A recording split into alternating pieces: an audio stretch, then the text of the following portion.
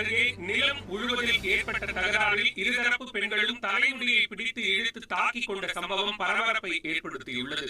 அங்கநாத வலசை ஈச்சநேரி பகுதியைச் சேர்ந்த சுந்தரி என்பவருக்கும் அதே பகுதியைச் சேர்ந்த கோவிந்தசாமி என்பவருக்கும் இடையே 2.5 ஏக்கர் நிலத்தை அளவு செய்வதில் தகராறு இருந்து வந்ததாக கூறப்படுகிறது.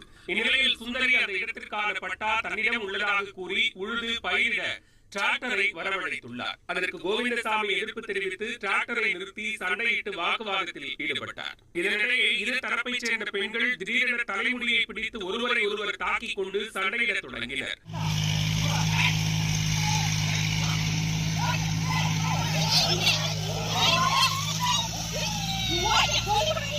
இருதரப்பு பெண்களும் ஒருவரை ஒருவர் மாற்றி தாக்கிக் கொண்டிருந்த நிலையில் கோவிந்தசாமி திடீரென அங்கிருந்த டிராக்டரை எடுத்து வந்து ஏன் உழவு வந்த டிராக்டர் மீது அதிவேகமாக மோதினார்.